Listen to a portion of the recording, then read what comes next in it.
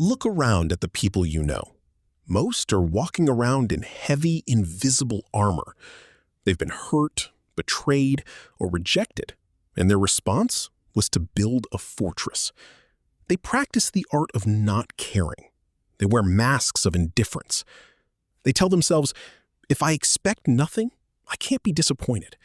If I feel nothing, I can't be broken. Perhaps you have tried to build this fortress yourself. You wanted to be unshakable. You wanted to reach a state where the careless words of others, the sudden losses, and the betrayals just bounce off you. But let's be entirely honest. The armor is suffocating you. Numbing yourself doesn't make you a warrior.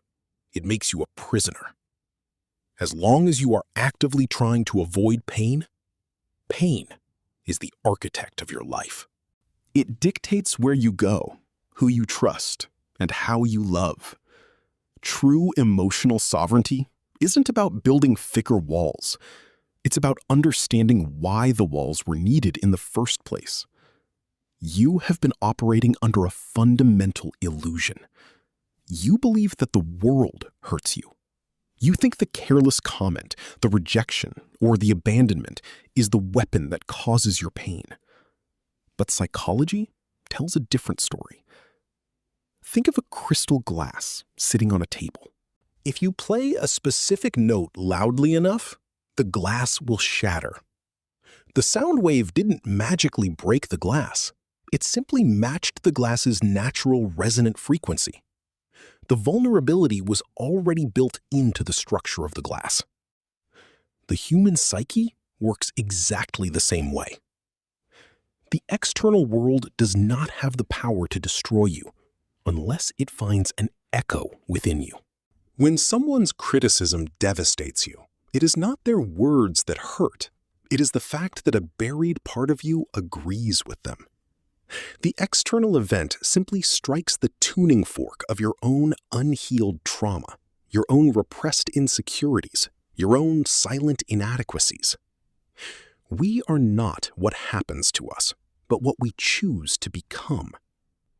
To become truly unshakable, you must stop trying to silence the world and start investigating the echoes inside yourself. You like to think you are in the driver's seat of your life, but most of the time, you are riding in the passenger seat, blindfolded. Until you make the unconscious conscious, it will direct your life, and you will call it fate. You wonder why you sabotage good relationships, why certain tones of voice make you furious, or why you feel a sudden, crushing emptiness on a Tuesday afternoon.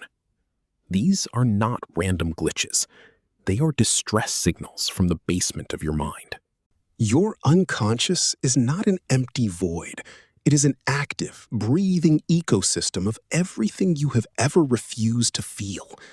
The grief you swallowed, the anger you suppressed to keep the peace, the shame you hid behind a mask of perfection. You pushed these things into the dark because you thought they made you weak. But buried pain doesn't die. It ferments. It turns into anxiety, apathy, and explosive reactivity. The more you try to ignore it, the more dangerous it becomes. So, how do you become untouchable? Not by becoming cold, but by becoming whole. We called this process individuation. It is the psychological equivalent of walking into the basement, turning on the lights, and finally looking at the monsters you've been running from. Individuation is not about self-improvement. It is not about becoming a better or more perfect version of yourself. Perfection is just another mask. Individuation is about absolute integration. Stop condemning yourself. You cannot heal what you are busy judging. When sadness or anger arises, do not reach for your phone. Do not distract yourself. Sit with it. What is it trying to tell you? The character you play to get applause is exhausting you. Let it die. When you integrate your shadow, when you accept your flaws, your fears, and your deepest insecurities, you strip the world of its ammunition against you. No one can use your darkness against you when you have already brought it into the light. This path is not for the faint of heart. It requires the dissolution of the ego you worked so hard to build. It will hurt. It will feel like a kind of psychological death.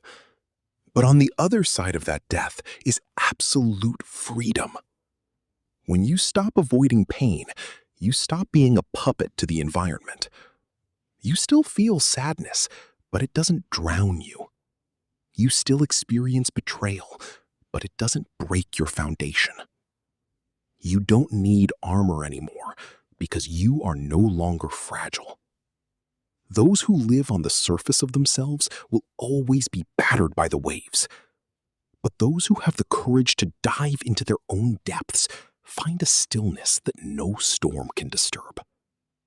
The question is, are you ready to stop surviving, drop the armor, and finally meet yourself?